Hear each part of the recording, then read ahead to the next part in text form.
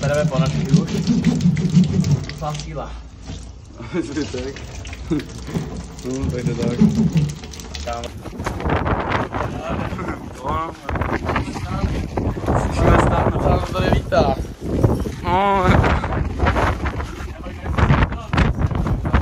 Pouštíme hostel. Jožo má neuschli nám věci, takže si to musíme dát na batoh. Ale krásný ubytko to tady bylo. Bazén, jak jsme tady měli. Krás jsme ho nevyužili. Je tady ty. Sleep and go. Tak se mějte. Díky.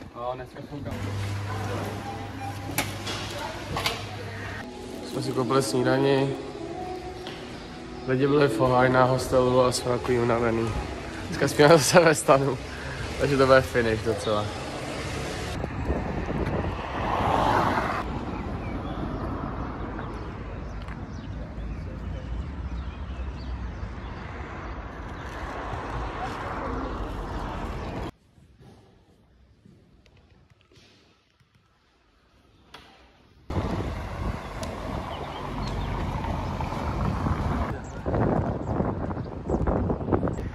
Tady jsme u názvu Esposende, je zřícenina, za chvilku podáme víc dovnitř rozemí.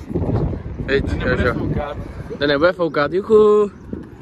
Jsme se odpojili od pobřežní cesty a míříme teďka někam do lesu, spíš do středu.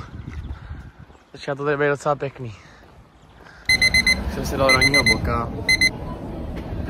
Dostali jsme razítko do kredenciálu. Mára si koupil náplasti na patu a i takovém šopíku. Máme 6 kiláků a pokračujeme dál. Tady nemám obočí, nevadí. Takže si dopustil vodu. Tady chillujem.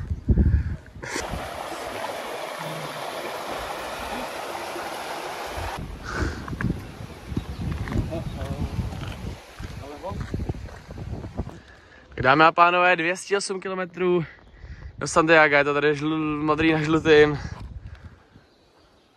Tak jsme se tady zastavili u Starnberga, vyplňujeme vodičku. Je to krása. Co na to říkáš, Mára? Jo, jsem tady. Už tady dal štampy. Ježe byl tady. A byla tady nějaká nic. Tak máme tady Kryptona a Takis. Podepsali jsme se do knížky a pokračujeme. Čivapčiči. Jenom jde oběd dneska. Obídek.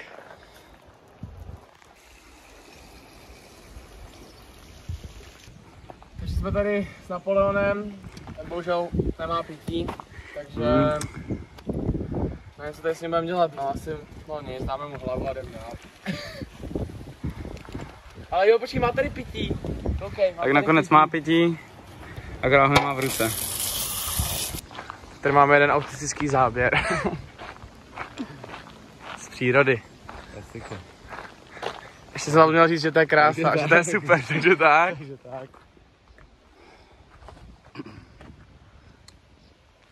Jsme došli k nějakému památníčku. Vypadá to jak skládka, ale je to hezký, tyjo, to je fakt pěkný. Ale Kristýna tady byla. Max James. Hrvatská. Měli bychom to něco nechat. Hele, CBD. Aha. To je pro nás. Měli bychom to něco...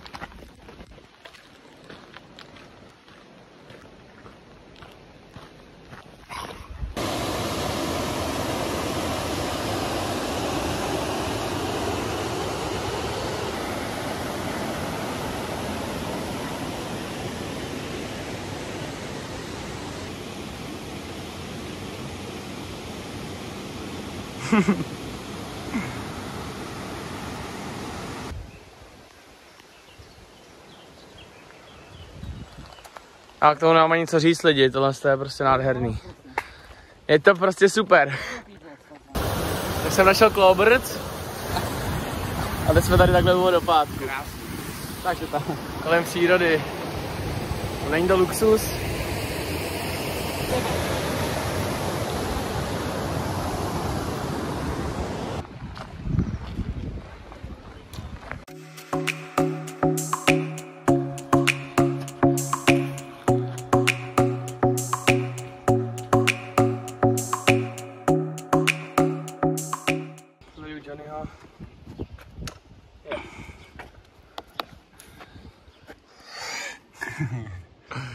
Lastrantumbergos.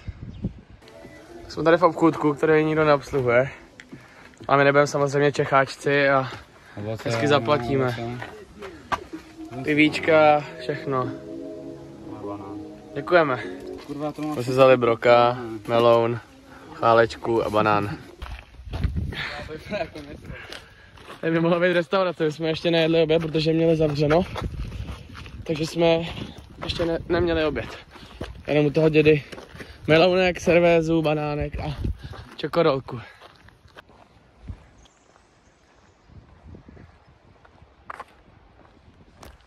A máme letadlo. Jak daleko je od Porta, Jožo? No to nevím, ale je to 6 minut. 6 minut. Takže 3 dny. A my to jdeme 3 dny. No. 3 dny jsme šli to, co bychom udělali tam za 6 minut. Ale dobrý. Ještě jsme nejedli furt. Ale jo, Mrtka. Máme ani slovo prosit. Šafe! Vítejte v šafe! Aha. Volkswagen, ten nás chce přijet. Tak konečně první jídlo. Kebab za 5 euro. A masakr. Je ty vole, ani nevím kolik hodin. 50 euro. Tak už jsme dojedli. A jsem asi spálený, nebo nevím. A máme to tak, teď jdeme hledat ubytko, kde postavíme stán a jdeme spát už. Dneska, doufám teda.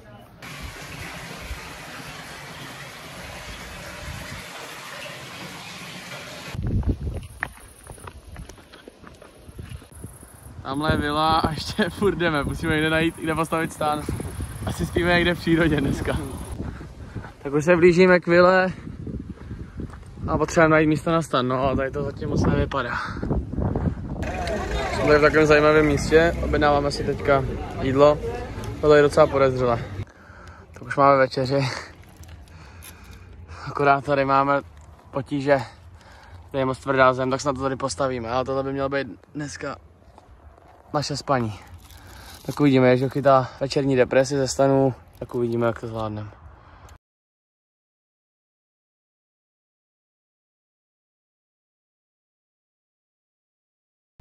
Takže status, ztratili jsme jeden kolík, jeden čepet, ale stan stojí, bylo to náročný, trvalo nám to asi hodinu, ale dneska je hezky, takže to bylo v pohodě, dneska bylo spíš opačný problém, že bylo vedro a mám úplně rozpíchaný ponožky, všechno.